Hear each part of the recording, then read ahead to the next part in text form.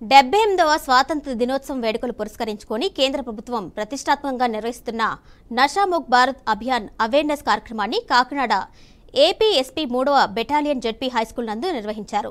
ఈ కార్యక్రమానికి ముఖ్య అతిథులుగా ఏడీ పాటంశెట్టి నారాయణమూర్తి హాజరయ్యారు. ఈ సందర్భంగా డ్రగ్స్ రహిత సమాజాన్ని నిర్మించాల్సిన బాధ్యత మనందరి మీద ఉంది అన్నారు నారాయణమూర్తి. ప్రతి ఒక్క విద్యార్థి మత్తు పదార్థాలకు దూరంగా ఉండాలని సూచించారు. కాకినాడ ప్రభుత్వ ఆసుపత్రిలో రీహాబిటేషన్ సెంటర్ ఉందని, వలస పక్కలో గ్రామంలో పుష్కర్ మాత ఎన్జీఓ రీహాబిటేషన్ సెంటర్ ఒకటి ఉంది అన్నారు. ఎవరైతే మత్తు పదార్థాలకు బానిసలు అవుతారో వారిని ఈ రీహాబిటేషన్ సెంటర్లకు పంపి వారిని ఆరోగ్యంగా కోలుకునేలా సహాయ సహకారం అందించాలి అన్నారు.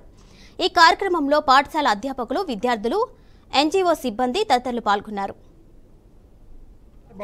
భావి భారత పౌరులు వాళ్ళే కాబట్టి వాళ్ళు ఈ డ్రగ్స్ గురించి మన దేశాన్ని ఏ విధంగా మనం పాడయ్యే అవకాశం ఉంది, అలాగే ముఖ్యంగా వాళ్ళ జీవితాలు ఎలా నాశనం అవుతాయి అనే ఉద్దేశంతో ఒక ప్రతిజ్ఞ కూడా ఇక్కడైతే ఇంగ్లీష్లోని అదేవిధంగా తెలుగులోని కూడా చేయించారు. ఈ మన హై స్కూల్ యాజమాన్యం వాళ్ళకి ప్రత్యేకంగా కృతజ్ఞతలు. ముఖ్యంగా ఏంటంటే మనకి మీ అందరికీ తెలుసు, యువత ఎక్కువగా ఏంటంటే ఒకసారి అలవాటు పడితే దీని నుంచి మానడం అన్నది చాలా చాలా కష్టం. వాళ్ళ కుటుంబాలు చిన్నాభిన్నం అయిపోతున్నాయి ప్రత్యేకంగా ఈ డ్రగ్స్ తీసుకోవడం వల్ల. ముఖ్యంగా మనం ఏంటంటే ఇప్పుడు ఈ గవర్నమెంట్ జనరల్ హాస్పిటల్ మనకి జీజీహెచ్లో ప్రత్యేకంగా ఒక డ్రగ్ డీఅడిక్షన్ సెంటర్ ఒకటి పెట్టడం జరిగింది.